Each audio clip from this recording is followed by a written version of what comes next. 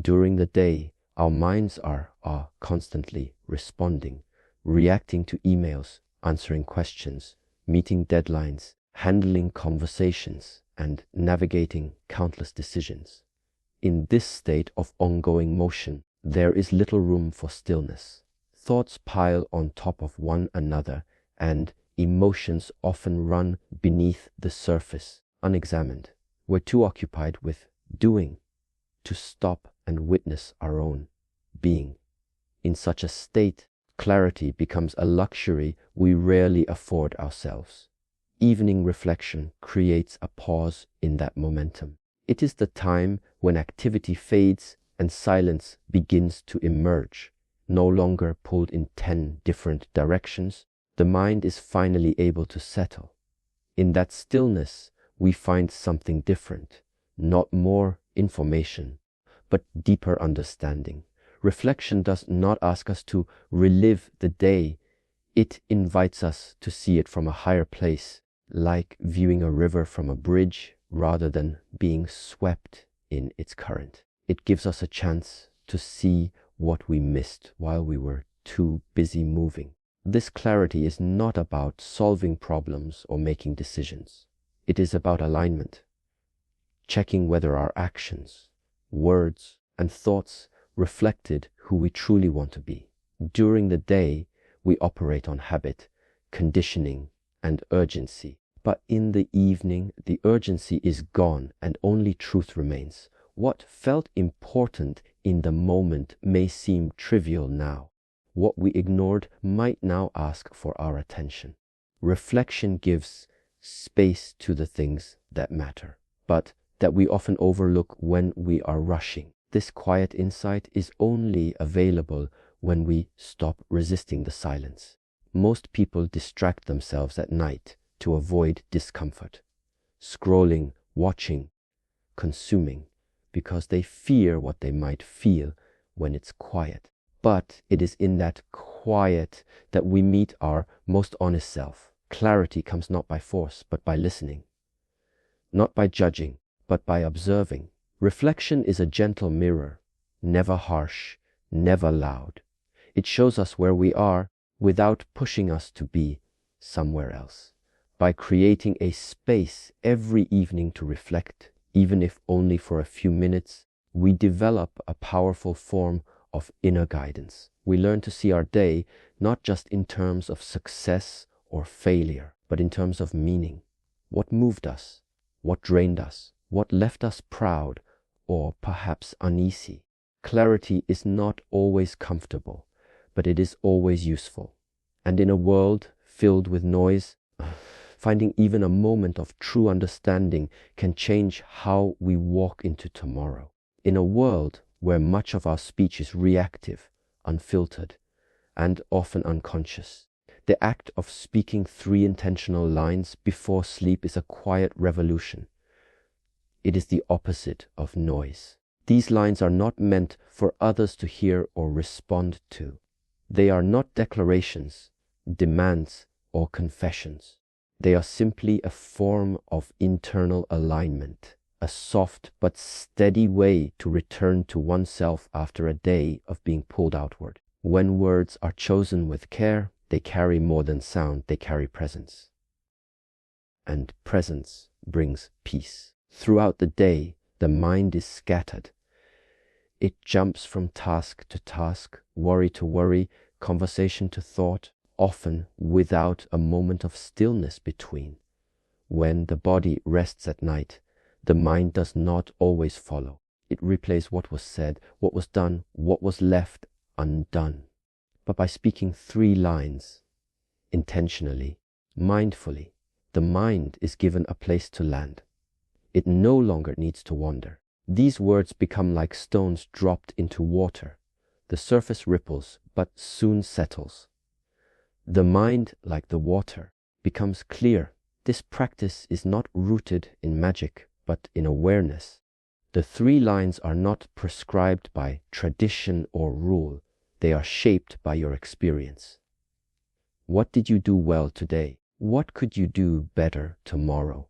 What are you grateful for? These questions are simple, but not shallow. They invite you to notice, to acknowledge, to learn, and to soften. And in the act of speaking them, out loud or silently, the heart opens. Judgment fades. The urge to fix everything is replaced by a quiet willingness to simply see things as they are. Speaking these lines also offers containment. Many people carry the weight of their entire day into their sleep, dragging with them unresolved frustration, guilt, or mental noise. But intention acts as a boundary. It says, here is where I stop. Here is what I choose to carry and what I choose to leave. The 3 lines become a ritual of emotional hygiene, cleansing the residue of the day, not through repression, but through reflection. When done regularly, the practice begins to shape how we speak, act, and think during the day as well. Ultimately, this habit becomes more than words. It becomes a moment of inner ritual, and ritual matters. It creates meaning in the mundane. In a world of endless distraction, speaking with intention is a quiet act of discipline and devotion. It's a way of remembering that the quality of our inner life is shaped not by what we experience, but by how we relate to it. These 3 lines are not a performance. They are a practice. And practices, when repeated with sincerity, begin to transform the space within us. In a culture where self-criticism is often mistaken for humility, asking yourself, what did I do well today, can feel unfamiliar, even uncomfortable. Many people are trained to notice only their flaws, their shortcomings, or what remains unfinished. Yet the practice of recognizing your own effort is not arrogance. It is awareness.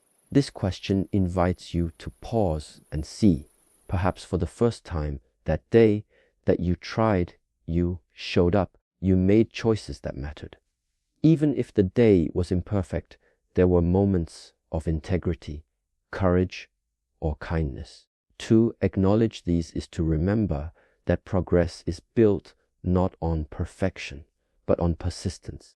This question serves as a gentle light that shines on the parts of your day often overshadowed by self-doubt or busyness. You may recall a time you were patient in a difficult moment, or when you kept a promise to yourself that no one else noticed. You may remember the way you handled something better than you would have a year ago.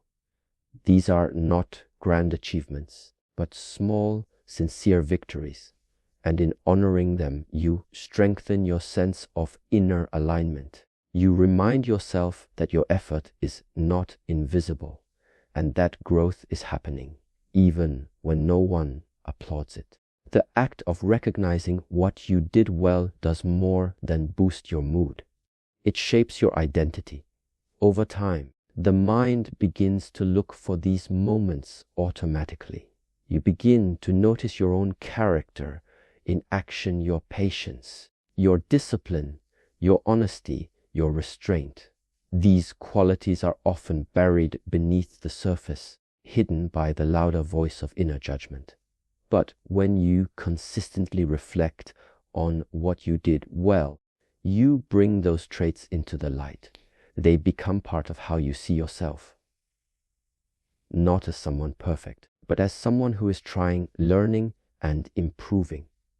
This simple question also builds motivation, not from pressure, but from encouragement. We are more likely to repeat the things we feel seen and appreciated for, even when that appreciation comes from within.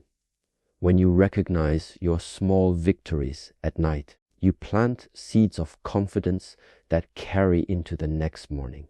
You no longer chase progress out of fear of failure, but out of a quiet belief that you are capable. This kind of motivation is sustainable. It does not burn out. It grows slowly with compassion as its fuel. In a world where many are exhausted by comparison and criticism, This question is a form of inner nourishment. It is an invitation to see yourself not only through the lens of what you lack, but through the truth of what you offer today. You may not have done everything perfectly, but something, however small, was done with presence, effort, or care, and that matters. To recognize that is to give yourself the strength to begin again tomorrow, not from a place of deficit, but from a foundation of quiet self-trust. To ask yourself, what can I do better tomorrow, is not to dwell in regret. It is to step into responsibility with gentleness. Many people avoid this question because they fear it will lead to shame or discouragement. But when approached without judgment, it becomes a doorway to growth. It's not an interrogation, it's an invitation. This question says, I am not finished yet. I am still learning. I am willing to evolve. And that willingness, when cultivated nightly, becomes one of the most powerful inner resources a person can develop. This line does not demand a perfect version of yourself. It asks only for honesty. Perhaps there was a conversation where you reacted instead of listening. Perhaps you ignored your body's signals or neglected something that mattered. These are not reasons to punish yourself. They are places to pay attention.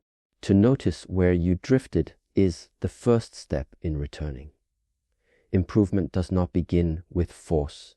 It begins with awareness. When you see clearly, you begin to move wisely.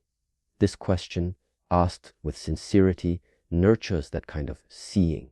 In this moment of reflection, the mind begins to slow down and soften. You are not rewriting the day. You are understanding it. What was beneath your distraction? What caused your irritation? What might you try differently next time? These are quiet inquiries, not loud accusations. They help you to approach tomorrow not with fear of repeating the past, but with a gentle blueprint for doing better. In this way, you are not caught in cycles. You are slowly shaping new patterns. By choosing to focus on improvement rather than perfection, you create space to grow without the burden of self-condemnation. Life does not demand that you get everything right the first time.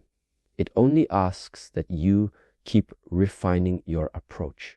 This second line allows you to carry your humanity into your development. You are not less because you made mistakes. You are more because you chose to learn from them. Growth is not linear, and this question reminds you that tomorrow is another canvas, not another judgment. This kind of reflection builds humility, not the kind that diminishes you, but the kind that grounds you. You recognize that you are a work in progress, and that's not a flaw. It's a fact of being alive. There is quiet strength in admitting where you can improve, because it means you care enough to notice. It means you believe in your capacity to change, and that belief, expressed in a single line each night, slowly becomes the foundation of a life lived with intention and awareness. When the day ends, the mind often fixates on what went wrong, what didn't happen, what we wish we had said, the problems left unsolved. But asking, what am I grateful for today, shifts that lens. It invites us to search gently for the quiet goodness that may have gone unnoticed. Gratitude does not require grand gestures or perfect conditions. It is not reserved for rare victories. It lives in small details, the warmth of sunlight, a kind word, a moment of stillness, a meal shared. In remembering these things, we awaken to what is already here, not what is missing.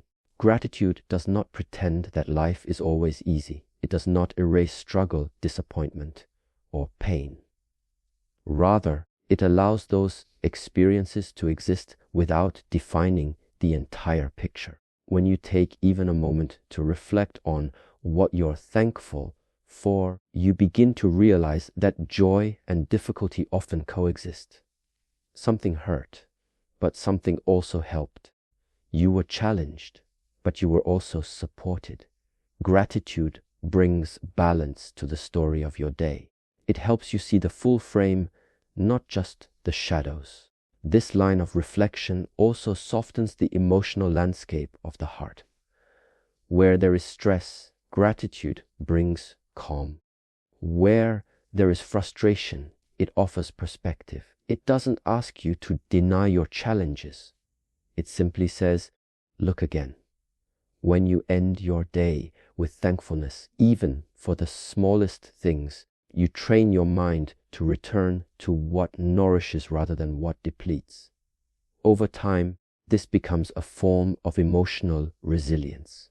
The more you practice noticing what is good, the easier it becomes to find it, even in difficulty. What you choose to be grateful for is deeply personal. For some, it may be the presence of loved ones. For others, it may be the chance to rest, the sound of rain, or the feeling of completing something hard. The more honest this reflection is, the more powerful it becomes. You do not need to force gratitude. You only need to be open to discovering it. Often, the things we are grateful for are the things we usually overlook. But once acknowledged, they leave a lasting imprint on the heart. Ending the day with gratitude is more than a mental exercise. It's an energetic shift. It realigns your focus from scarcity to sufficiency. It allows the nervous system to soften, the breath to slow, and the heart to settle. In a world that constantly urges us to want more, gratitude reminds us of what is already enough. And when you sleep with that awareness, your rest becomes deeper. Not because everything is perfect, but because you've remembered that even in the imperfection, there is something to appreciate. The quiet act of speaking 3 lines before sleep is not a performance. It is not something to measure or perfect, nor is it meant to impress anyone, not even yourself. In a world driven by outcomes, ratings, and comparisons, it is easy to fall into the trap of treating even reflection as another task to be done correctly. But this practice resists that mindset. Its value lies not in flawless execution, but in sincere awareness. You are not here to perform awareness. You are here to return to it. Awareness is not about getting it right. It is about being honest with what is. It means noticing without distortion, without excuses, and without judgment. If you cannot think of anything you did well today, that's awareness. If you feel too tired to reflect deeply, that's awareness too. Some nights the lines will come easily. Other nights they may feel forced or vague. That's not failure, it's truth. The value is in showing up to the moment, however imperfect it may be, and choosing to meet yourself there. This kind of awareness is a form of self-respect. It is the opposite of self-criticism or avoidance. You are saying to yourself, I am worth listening to. My thoughts, my feelings, my process, they matter. In that space of attention, something subtle begins to shift. The mind doesn't need to race. The heart doesn't need to defend. You can simply observe gently what the day has revealed about who you are becoming. And in that observation, even without action, growth is already underway. When we confuse reflection with performance, we miss the point entirely. We begin to evaluate ourselves. Did I reflect deeply enough? Was my gratitude genuine enough? But awareness asks different questions. Did I notice what I felt? Did I pause, even briefly, to look inward? These are softer questions, and yet they reveal more. Awareness, unlike perfection, is accessible at all times. It does not demand more than what you have. It only asks that you pay attention to what is already present. And when you practice from this place, not trying to master the process, but simply being in it, you begin to develop trust. Not just trust in the practice, but in yourself. You learn that wisdom is not always loud, and insight does not always arrive fully formed. Sometimes it comes in a quiet word, a fleeting feeling, or the realization that you are still learning, and that's okay. This is the essence of awareness, not control, not achievement, but presence. Each day we accumulate emotional weight, some of it light and fleeting, some of it heavy and lingering. It may come from a tense conversation, a moment of self-doubt, a mistake made, or even from the energy of others. We carry these invisible burdens into the evening, often without realizing how they shape our thoughts, tighten our breath, and disrupt our sleep. The act of reflection, quietly and honestly speaking 3 lines, becomes a way to lay these burdens down, not by ignoring them, but by giving them a place to be seen, acknowledged, and gently released. When we name what is present, what went well, what could be better, and what we're grateful for, we are not just collecting thoughts, we are allowing energy to move. Emotions that are held in and unspoken tend to grow louder in silence. But when given a space to be expressed, even in a whisper, they lose their grip. Reflection becomes a release valve. The pressure of unprocessed experience finds a way out, not in chaos, but in clarity. You do not need to solve everything before sleep. You only need to stop carrying everything with you. This nightly reflection works not just on the surface of the mind, but deep within the nervous system. By slowing down and reviewing your day with compassion, the body begins to relax. The heart rate softens, the breath deepens, and the inner noise quiets. Peace doesn't always come from resolving the external. Often it arises when we create order in the internal. Speaking these 3 lines becomes a gentle signal to the body and mind. The day is done. You've seen it clearly. You've honored it. Now you can let it go. This practice also creates emotional boundaries. Without reflection, it is easy to blur the lines between today and tomorrow, between what happened and what we still carry. But when you take a few moments to sort through the emotional residue of the day, you create a clear separation. You say, this is where I stop. This is what I release. That act alone is powerful. It means that when you rise the next morning, you do so with less weight and more spaciousness. You're not running from the past. You've made peace with it, piece by piece. Over time, this small act of reflection becomes a form of emotional cleansing. It doesn't erase the challenges of life, but it prevents them from becoming tangled and unspoken within you. You are no longer suppressing or escaping. You are consciously processing.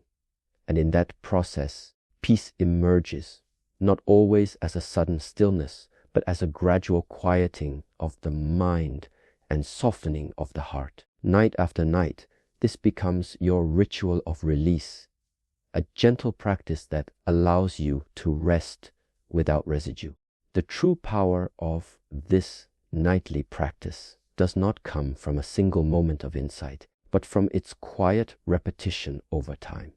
Is the consistency, not the intensity, that creates transformation. When you speak these 3 lines every night, you begin to weave a thread of continuity through your inner life. You no longer drift unconsciously from one day to the next.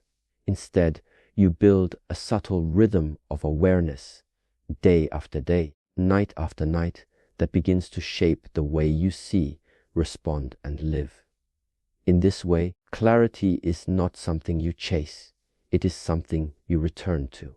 Small habits, when done consistently, have a compounding effect.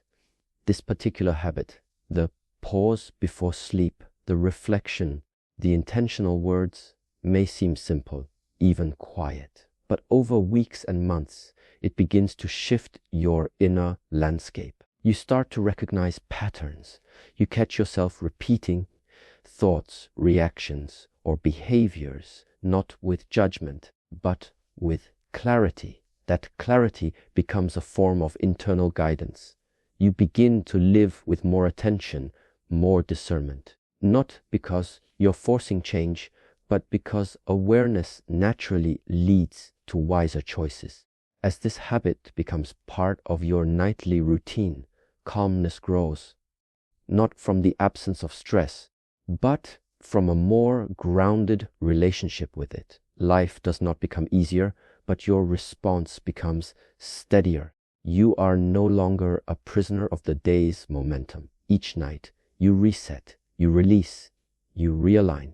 Over time, the nervous system begins to expect this pause, to rely on it. Your body and mind recognize this ritual as a signal to slow down, reflect, and rest. And as a result, your sleep deepens, your mind clears, and your emotional reactivity softens. Beyond clarity and calm, this habit also cultivates self-discipline, not as rigidity, but as self-respect. It takes intention to stop, to be still, to look within.